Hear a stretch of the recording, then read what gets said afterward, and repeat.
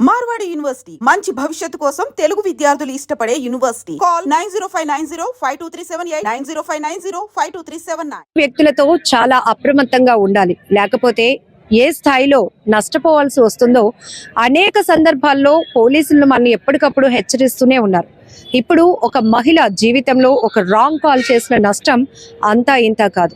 అసలు ఈ కేసుకు సంబంధించిన డీటెయిల్స్ ఏంటి అడిగి తెలుసుకుందాం. 3 టౌన్ సిఐ పైడయ్య గారు మనతో పాటు ఉన్నారు. సార్, ఏంటి సార్ ఈ రాంగ్ కాల్ వ్యవహారం? అక్షయ్ కుమార్ అని చెప్పేసి శ్రీకాళహస్తి తిరుపతి అతను ఈ బాధితురాలికి ఫోన్ చేయడం జరిగింది. దాంతో ఆవిడ 2-3 సార్లు ఫోన్ లిఫ్ట్ చేయకపోవడంతో మళ్ళీ అతను కంటిన్యూగా ఫోన్ చేయడంతో ఆవిడ లిఫ్ట్ చేసింది. ఆ రకంగా ఆవిడతో పరిచయం పెంచుకొని ఆవిడతో మాట్లాడి అవన్నీ కూడా రికార్డ్ చేసి ఆవిడని బ్లాక్మెయిల్ చేసి ఆవిడ దగ్గర అంచెలంచెలుగా సుమారుగా 3 నుంచి 4 కోట్ల రూపాయల వరకు account transfers and by hand కూడా ఇవ్వడం జరిగిందని చెప్పి, అలాగే 800 గ్రాముల వరకు గోల్డ్ కూడా ఇచ్చామని చెప్పేసి ఆవిడ చెప్తుంది. దానికి సంబంధించి మనం 3 town police station case register చేసాం. ఆ బ్లాక్మెయిల్ చేసినటువంటి అమౌంట్తో వీడు ఒక కారు కొనుక్కోవడం, అలాగే జలసాలు చేయడం జరిగింది. అలాగే మన దగ్గర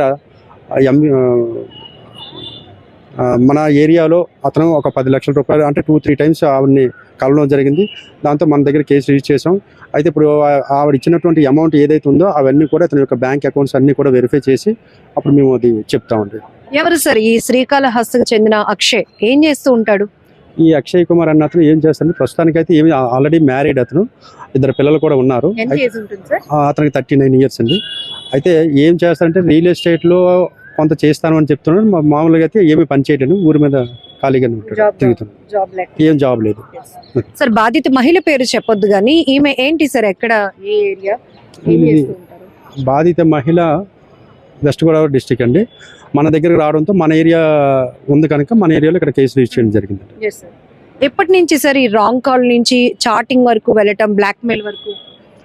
దాదాపుగా 10 సంవత్సరాల నుంచి వీళ్ళు మాట్లాడుతూనే ఉన్నారని చెప్పేసి అప్పటి నుంచి కూడా ఆవిడని బ్లాక్మెయిల్ చేయడం, ఆవిడ భయపడి ఎక్కడ ఈ విషయం వాళ్ళు ఫ్యామిలీకి చెప్తారనే ఉద్దేశంతో భయపడుతూ అతనికి డబ్బులు ఇవ్వడం జరుగుతుంది. అతను తీసుకుంటుండో ఆ డబ్బులతో అతను ఎంజాయ్ చేయడం జరుగుతుందండి. సార్, అంటే విక్టిమ్ చెప్పినటువంటి కంప్లైంట్ బేస్ లో ఇప్పటి వరకు అతనికి ఎంత వరకు ఇస్తా ఉంది డబ్బులు? అంటే మన అకౌంట్ ట్రాన్స్ఫర్స్ వచ్చే వరకు సుమారుగా 2 కోట్ల వరకు ఉంది. ఇంకా అంటే అతని అకౌంట్ ఇంకా మనం వెరిఫై చేయవలసి ఉంది. ఆ లెటర్స్ అవి పెట్టామండి. అవి బ్యాంక్ నుంచి లెటర్స్ వచ్చిన తర్వాత మనం ఫుల్ ఫ్లెడ్జ్డ్గా వెరిఫై చేసి చేస్తాం. ఈమె హస్బెండ్ ఏం చేస్తుంటారు సార్? అతను వెస్ట్ గోదావరిలో గోల్డ్ షాప్ రన్ చేస్తారు. అంటే తిను భర్తకు ముందే చెప్పుంటే ఈ స్థాయి డ్యామేజ్ జరిగి ఉండేది కాకపోవచ్చు.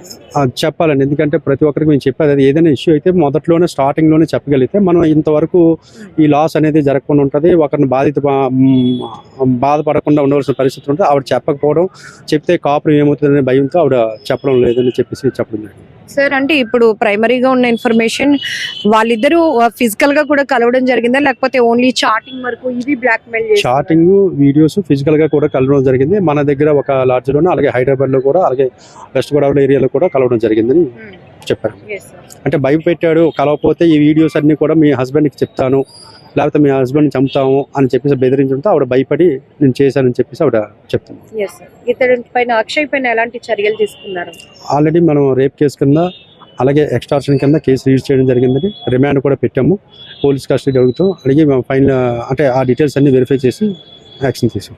సార్, ఫైనల్ గా పబ్లిక్ కి కూడా అవేర్నెస్ ఏం చెప్తారు సార్? సోషల్ మీడియా ద్వారా ఎవరో ముక్కు ముఖం తెలియలేని వ్యక్తులతో పరిచయాలు, ఆ తర్వాత ఫిజికల్ రిలేషన్స్ వరకు వెళ్ళడం, ఆ తర్వాత అవి చెడినాక మళ్ళీ పోలీసుల్ని అప్రోచ్ అవటం, ఇదంతా చూస్తున్నాం కదా. అంటే మేము పోలీస్ డిపార్ట్మెంట్ నుంచి అందరికీ చెప్పేది ఏంటంటే, ఏదైనా ఇష్యూ కానీ వస్తే, అంటే ఎవరైనా రాంగ్ కాల్స్ చేసినా, మెసేజెస్ పెట్టినా, ఏదైనా లింక్స్ పంపించినా ఏది కూడా అవి మీరు ఓపెన్ చేయడం కానీ వాళ్ళతో మాట్లాడడం కానీ చేయొద్దని మేము అందరికీ చెప్తున్నామండి.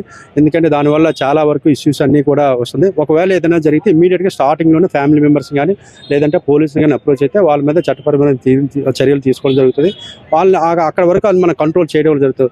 చాలా సీరియస్ చెప్పకపోవడం వల్ల చాలా వరకు ఫైనాన్షియల్గా కానీ, తర్వాత చాలామంది సూసైడ్ చేసుకోవడం కానీ ఇలా జరుగుతుంది. అలాంటి ఇష్యూస్ జరగకుండా ఉండాలంటే ఇమీడియట్గా స్టార్టింగ్లోనే అయితే ఫ్యామిలీస్ కానీ చెప్పాలి, ఫ్యామిలీ ద్వారా అతని ఫ్రెండ్స్ ద్వారా కానీ చెప్పి కానీ, లేదా పోలీస్ వరకు వస్తే మేము కంపల్సరీగా అవి మేము యాక్షన్ తీసుకుని వాళ్ళ మీద చట్టపరమైన చర్యలు తీసుకోవడం జరుగుతుంది. అందరికీ ఆ మహిళలకు అందరూ కూడా చెప్పేది అదేనండి, ఏదంటే స్టార్టింగ్లోనే మీరు చెప్పండి, లేదంటే పోలీసుని అప్రోచ్ అవ్వండి, మీకు తప్పకుండా మేము న్యాయం చేస్తామని అందరికీ ఈ సందర్భంగా చెప్తున్నాం. Sir in the particular case only wrong call ద్వారా మాత్రమే అక్షయ్ ఈమెకి పరిచయం అయ్యాడా సార్?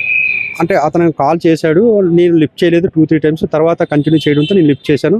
తర్వాత మాట్లాడడం అవన్నీ కూడా రికార్డ్ చేయడంతో ఆవిడ ఆ రికార్డింగ్స్ ఎక్కడ బయటకు వస్తాయని భయంతో నేను మాట్లాడానని చెప్పేసి బాధితురాలు చెప్తుంది.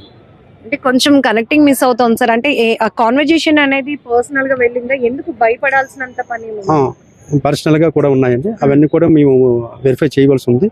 అవన్నీ చేసి ఇంకా ఫైనల్గా మీకు చెప్తాను. ఇక్కడ సిఐ గారు చెప్పినట్టు ఈ మధ్య కాలంలోనే కాదు, గత కొన్నాళ్ళుగా మనం చూస్తున్నాం అపరిచిత వ్యక్తులతో ఎంత అప్రమత్తంగా జాగ్రత్తగా ఉండకపోతే వాళ్ళే మంచి మాటలతో కనెక్ట్ అయ్యి ఆ తర్వాత ఏ స్థాయిలో బెదిరింపులకు పాల్పడుతున్నారో పూర్తిగా వాళ్ళని ముంచేయడానికి ట్రై చేస్తూ ఉన్నారు.